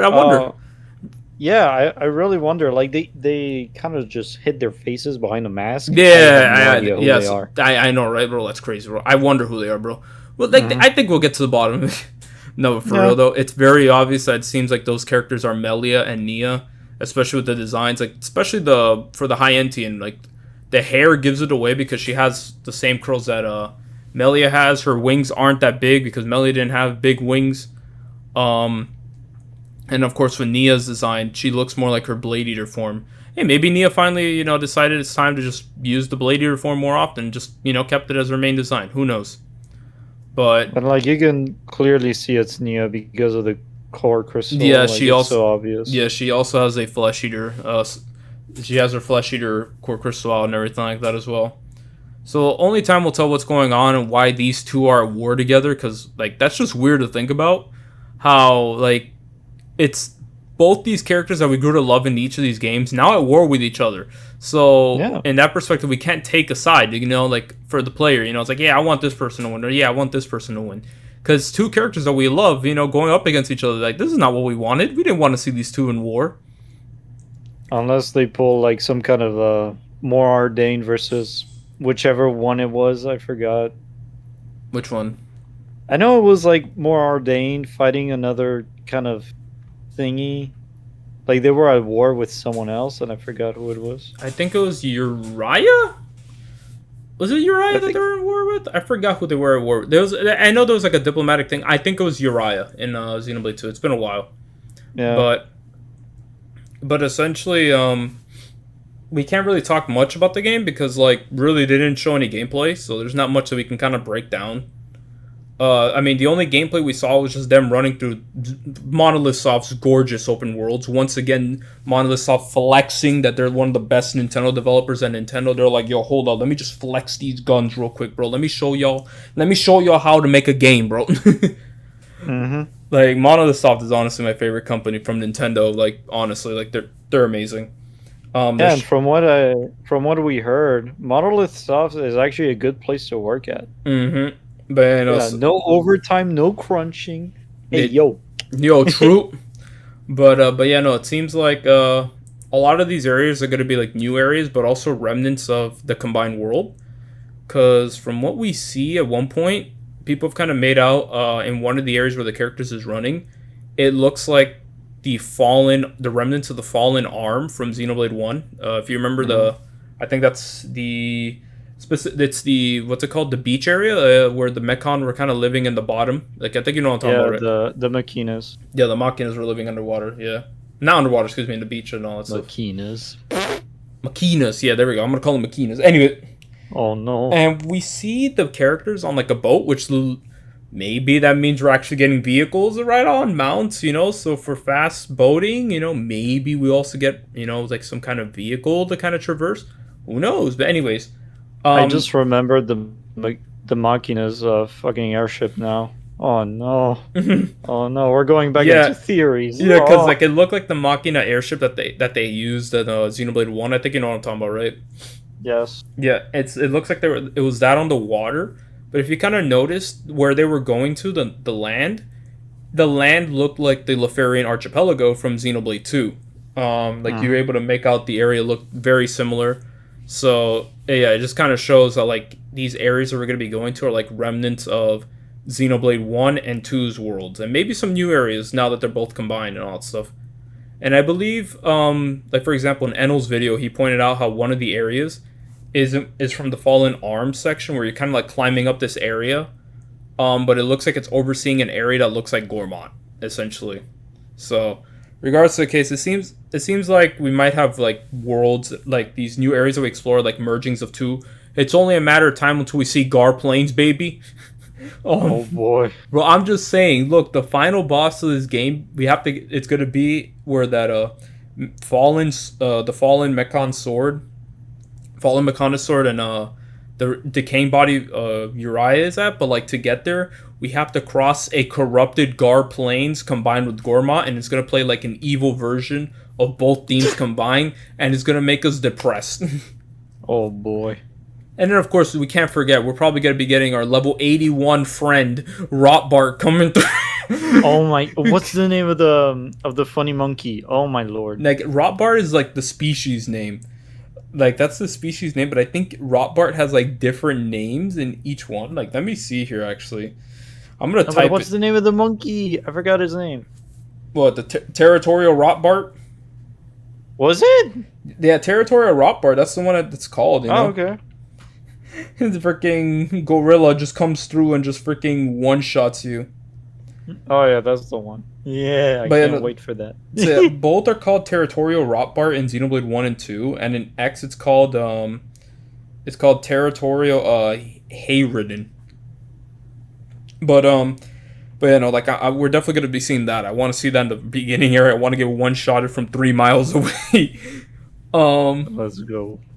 But other than that, let me see here for Xenoblade. What is some other stuff I could say for Xenoblade 3 that I can recall? Also, what's up? Unfortunately, my time has come. And so have I. But don't worry, me and Abdir will talk about the last topic by ourselves. You do your thing. All right. So good night, guys. Whatever time you're watching this, goodbye, guys. Take care. Bye bye. But let me see here. But at the end of 3, what are some other stuff that we can say here? I'm not gonna go into predictions anymore. But regardless of the case, I'm really damn excited for this game. Honestly, this is probably gonna be the game of the year for 2022, bro. Like I'm really excited, bro. I ain't gonna lie, dude. When I was muted for that entire time, I was required to do some tasks. You know, Among Us. You're playing Among Us, bro? Yo. Yeah. No, I had to do some stuff, and then I just like, oh man, I hope I didn't miss anything. And here you two are still talking about Xenoblade 3. I'm tired of Xenoblade. Not because like, don't get me wrong. It's only a franchise of 3 games. I don't know. I just feel like I see it everywhere, and I'm just like, bro, I want to talk about the RPG I care about. What wasn't in the direct? Don't care, Dinesh. It's because of how big Xenoblade is blowing up, honestly. That's what I'm saying. Like Nintendo Switch, this Nintendo Switch effect. Metroid Dread became one of the best selling Metroid games ever, I believe. So like, and the same thing with Fire Emblem. Fire Emblem Three Houses is now the best selling Fire Emblem game. Xenoblade Chronicles 2 became the best selling Xenoblade game. This Switch effect is like showing how like these games that like, you know, that were either not doing well or just had less sales or just getting more. So like I'm just saying, if new IPs can work, especially with ARMS, they can definitely return some old IPs. Like for example, they brought back Famicom Detective Club, which was interesting. I forgot what other IP they brought back. It was Advance Wars, which is definitely pretty cool. Why not try Golden Sun out? Why not try bringing back F-Zero? Like, I'm pretty sure with the way the Switch is, more people are gonna be interested in playing these games. Like, oh, okay, let me try this game out. Like, try it out, Nintendo. Like, you won't know until you go for it. But whatever, it's Nintendo at the end of the day. Whether they want to continue or not, it's on them, or the developers if they want to even make one. But whatever, Nintendo's whatever. But Xenoblade, I'm just happy to see that it was a game that Nintendo didn't even want to localize, and I'm just really happy to see how successful it's become. Where now, like, Nintendo kind of like goes hard on that game and all that stuff. You can also thank Smash as well for, with Shulk getting in and his memes of "I'm really feeling it now. It's Shulk time," all that stuff. That's probably the only thing I don't like about like Xenoblade 2 and 3. Is like that British bro. It's so thick. The thick of the British is so annoying. But for Xenoblade fans, they love it. I mean, sure. I mean, like yeah, but like I just mean like if you like compare it to like Xenoblade like 1, yeah, there's like it's obviously there's a British cast, British accent, but it's at least from my personal experience. Maybe because I'm gonna be going through Xenoblade and it has been a couple of years, so maybe I might be misremembering. Unless was Definitive Edition redubbed? No, not Definitive Edition. Future Connected, of course, obviously has a new dub, so maybe that of course. So I mean, I might compare like Future Connected to like now, or Future Connected to like Xenoblade 1, where it's like if I feel like Future Connected has like just makes the accent more thick than before, then I don't know. I just feel it's cringe, because I mean, hey, but each to their own. That's all I'm trying to say. I'm happy. If people prefer it. All I ask is, hey, don't care who you game for the voice cast, just get good voice actors. Just make a banger game. That's basically. Get a good dub. But, oh my goodness! Imagine the main protagonist goes. No, specifically I will defeat you. Not get a good dub. My bad. Get a good voice direction, because Torna's voice direction is way better than Xenoblade 2's voice direction.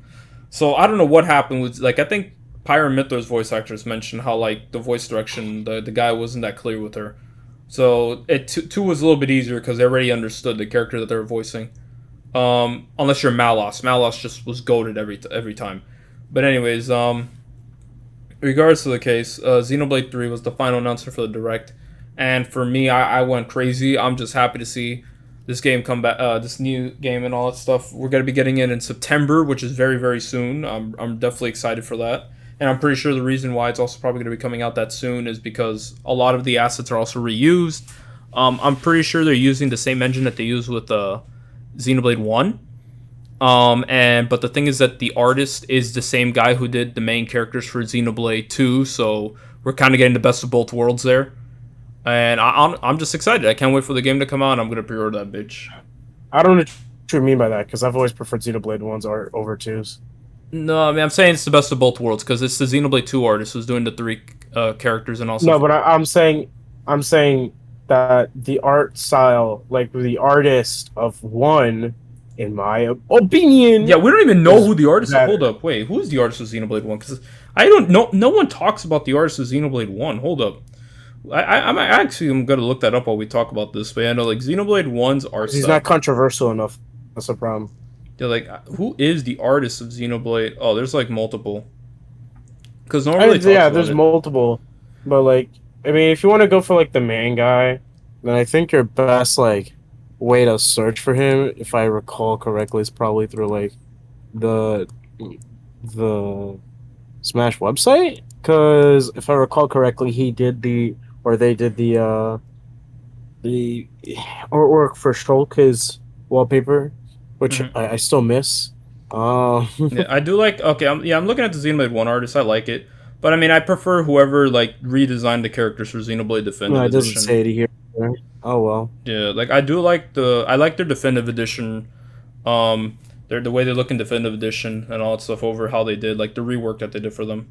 I guess it's because they look more anime in Definitive Edition. Honestly, like that art style for Definitive Edition kind of appeals to me more than the original Xenoblade 1 art style. But that's just me, though. Oh, I was referring to artwork, not art style. Oh, okay. But no, the artwork, though, I mean, it's cool. I don't know. I still like the Xenoblade 2 art style. I mean, artist. Like the Xenoblade 2 art over Xenoblade 1's art. But regards to the case, I've said the Yeah, best because of both worlds. we're talking about art style, like the actual game Yeah, that's style. all different, you know. Yeah, Xenoblade ones. I mean, don't get me wrong, but it is a case of the times. But at the same time, it's like characters had no jaw, dude. It was like an arc, their neck to Yeah, no, their right? chin. What is a neck? But no, Xenoblade. Um, Like I said, best of both worlds because it's again Xenoblade One engine with Xenoblade 2's artist and all that stuff, which I'm fine with. I'm down with it. I'm ready to go. You can obviously tell it's the Xenoblade 2 artist because if you look at the faces of the characters, they all look the same. Like they all look the same as the Xenoblade 2 faces and all that stuff. Just compare them, like, oh, that's them. Yeah. But no, I do. I'm really excited for this game. The characters look great. Visuals look great. I can't say anything about the gameplay. It looks like there's 4 characters playable, but I'm not going to talk about that yet because no gameplay whatsoever. But yeah, no, I'm excited. So that's pretty much how the direct ended and all that stuff with Xenoblade 3. And me personally, I thought it was a banger direct. But I think it's time to stop talking about the direct and we have Yeah. we have a little rant. What do you yeah, think? so basically, look. Let me just say this to a lot of people, okay? People may not realize how bad it is for Nintendo to close down the eShops for Wii U 3DS, okay? Let's name a few games here. Ultimate NES Remix. That's one you're missing out on. Alright, how about Pushmo? Pushmo as a franchise? Come on, give it another chance. Dylan's Rolling Luster. Now, in all fairness, 2 of those games I just mentioned are physical versions. But the fact that so many games are going to die, no, not a big fan. I'm very upset with the idea. I just don't understand why Nintendo decided, hey, let's just kill, um, let's just kill our eShops. Yeah, I really don't understand that. But yeah, as Abdir's been talking about, our last topic for the day is pretty much talking about how Nintendo is killing the Wii U and 3DS eShops. Literally, after having a good time with Nintendo, once again Nintendo shows how evil they are, and they pretty much just destroy the classic eShops and all stuff. Like all these classic games are done for. The only way to get them is to actually have the original copies, or as Nintendo put it, bro, we got the Nintendo Switch Online, bro. Oh my God, that statement that they did. Remember that? What they said, that was a meme and a half, bro. Like remember what they said, bro? I forgot, it was deleted. Yeah, basically they is I really do think Nintendo knows how bad it is because they put in a post saying that shouldn't Nintendo be responsible for basically keeping older games alive. Yeah. Don't they have a responsibility to still sell those products now and allow classic games to still be available and accessed today? And Nintendo's response to that was, "We have no plans for that." Lol. Yeah, They no, didn't right? have the lol. But like the way the question was phrased, it kind of just felt like a stab in the back, you know. It really But was. But then again, I'm like, the thing is, and I guess like this is a sad truth, but I'm just not surprised that Nintendo's doing this. Same. Like it's just not surprising. Like Nintendo's never been known for keeping their games afloat. Let's put it that way, because unless it really rakes in cash, you're really not going to see a lot of franchises make it out of like say the eShops or like the Wii shop back then, right? Like there Yeah. were a lot of games on there too That- that now you won't be able to purchase. Yeah, I'm Um, gonna throw one example. Like for example, Pokemon, like the Pokemon Ranch game or something like that. Like that Pokemon Ranch game's gone. It was only on the WiiWare, and it's done. Like you can no longer play it unless you have an emulator.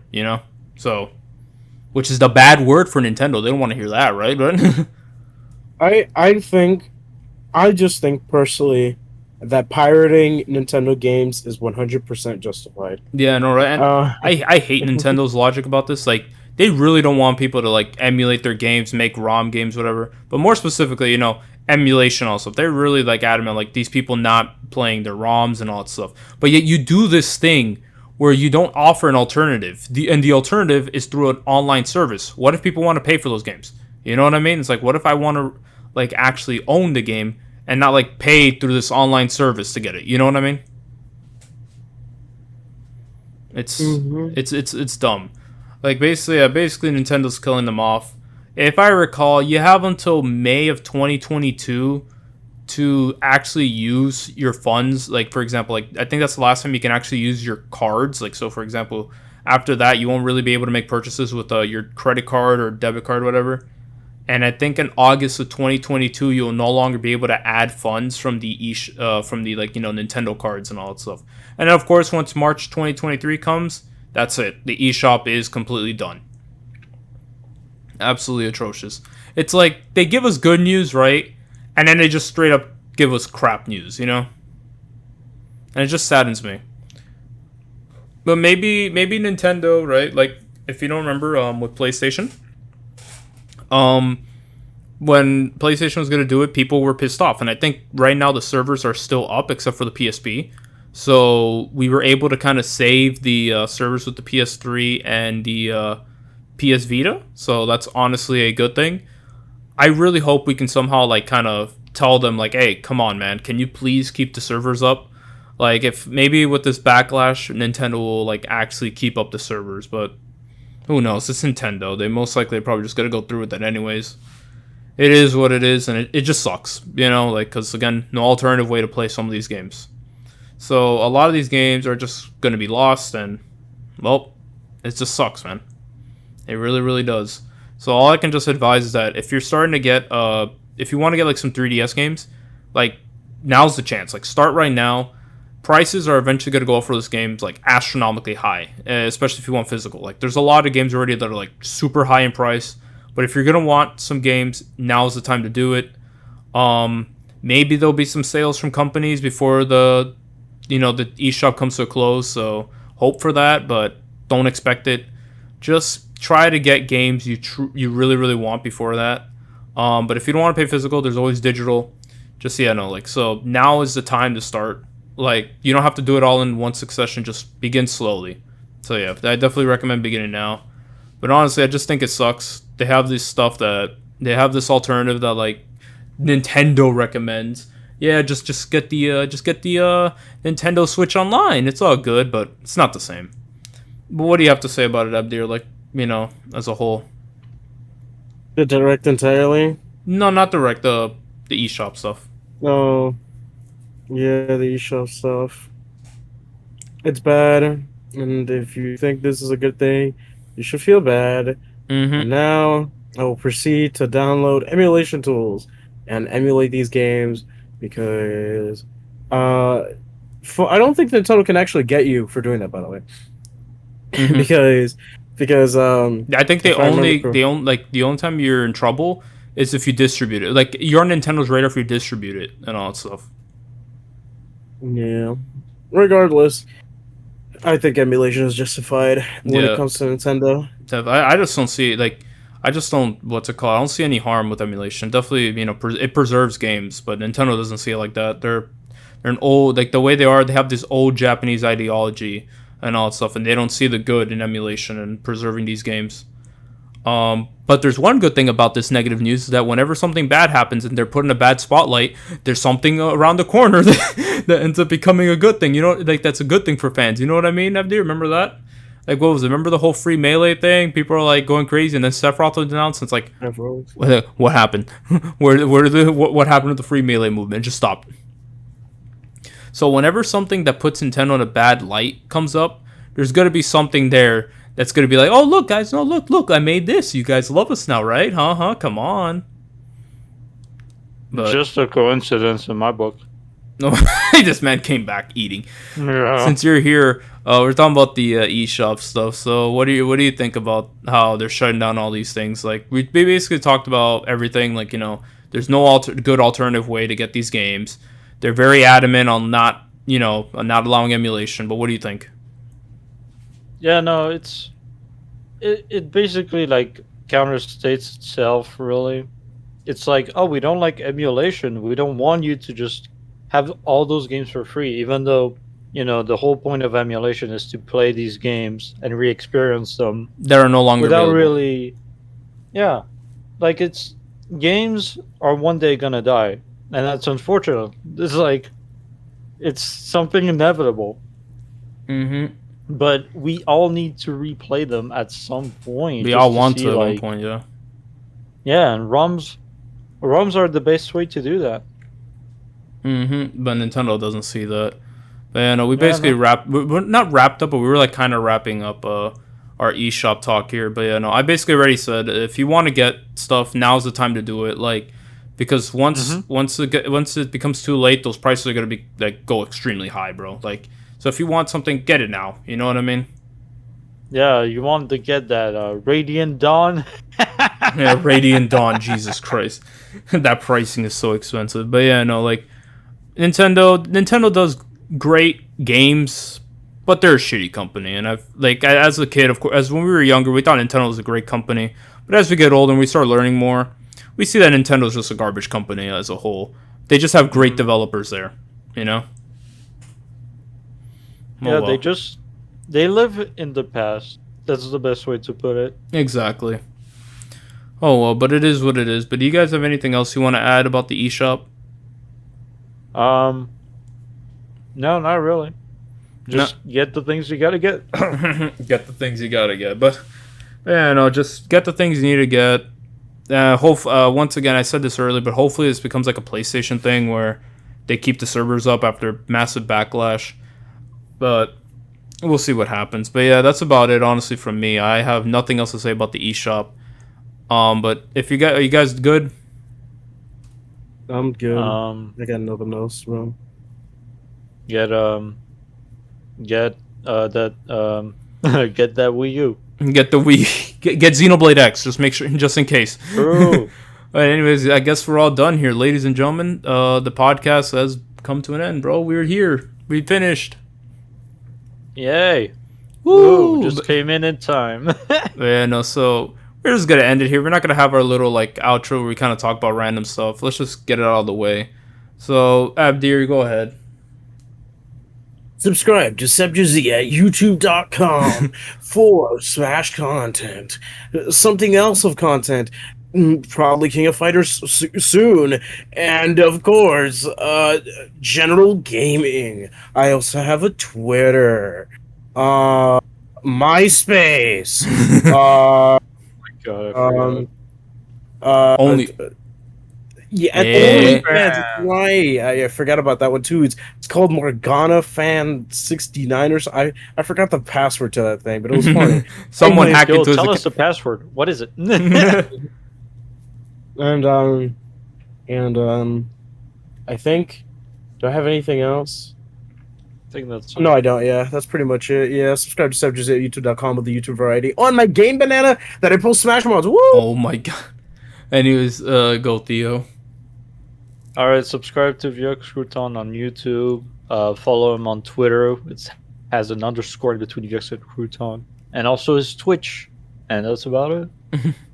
All the links to their Twitter and YouTube will be down in the description down below. But anyways, yeah, thank you for watching. I hope you have yourselves a fantastic day or night whenever you're watching this. And take care, everyone. You Later. saw my line. See ya. Bye.